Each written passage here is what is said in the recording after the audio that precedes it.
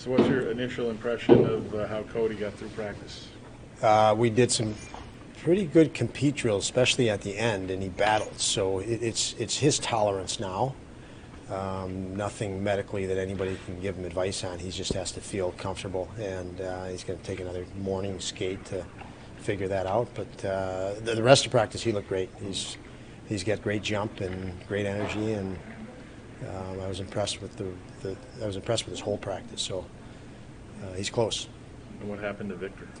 Victor, we're evaluating that now. It's soft tissue, so it'll be all maintenance from this point. I would expect him to play tomorrow. I'd be surprised if he didn't, because again, the treatment and anything he's going through is more of a maintenance issue. Was that something that happened in practice today, or has he been dealing with that? Sounds like it just happened in practice today. When you think of these two games, Cody and Kyle both mentioned it, the lessons of momentum. You talked a little after the game yesterday, but you expect the home team to push the start of a game. You've gotten out to leads. Do you think there's been a certain expectation that maybe, all right, you had things under control and that you have to be able to answer the push? Yeah, I think some lessons for us is, momentum. There's always momentum swings, and how you handle those, how you regain momentum, how you control and limit opposing momentum. Those are the things that you go through these scenarios and you target and you say, well, they become hindsight now, yeah. And you work to get better.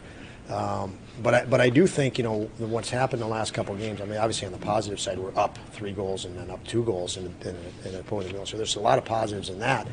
But I don't think what happens is anything uncharacteristic. It happens all the way to Stanley Cup Finals. It's a team gauging efficiency versus maybe shortcuts. You want to play efficient, but you don't want to take shortcuts. So, if you've got to exert 100 units of energy, can you get the same result exerting only 50 units of energy because you play the next day, and so you're gauging that, and you get caught, and you got to learn how to gauge that, and because you always want to play efficient, you want to minimize how much energy you do expend. Yeah. But with we have a lot of young guys that have to learn that and get a feel for that. So, but it's no different than you look at teams that have come in our building, and they want to play efficient. They don't want to expend a lot of energy, and it bites them. Yeah. And so again, that happens. You see it all the way through sports in every facet, and that's the balance and the tug of war. So for us, I guess the biggest thing for me as a coach is I don't want our team to panic over these last 2 situations. We have to learn from them. We have to help it. It has to help us evolve. But that is never going to go away. If you're up goals and you do play another game, or you're going to look to play efficient, it's just you got to catch yourself. You can't take shortcuts. Obviously, you're not with him to see him, but Jack Quinn gets named Rookie of the Month today. Just what does that say about him? We saw how he went through training camp, and he was still coming back off the injury to go down there and right away, start filling the net. Mike, when he was sent down, Kevin and I sat with him, and it was a tough one for us. We obviously love his potential and his work ethic, compete, and we told him he was heading to Rochester, and what we thought of him, was nothing negative. We were excited about what he did in training camp.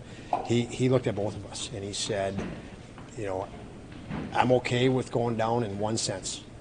I played below the standard I believe I can play in the American League, and I feel like I need to go back there and prove to myself that I can play better in that league.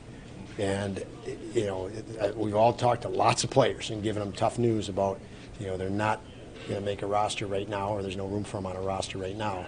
And his immediate response was, I still have some unfinished business down there. And that's what he went down there looking at that way.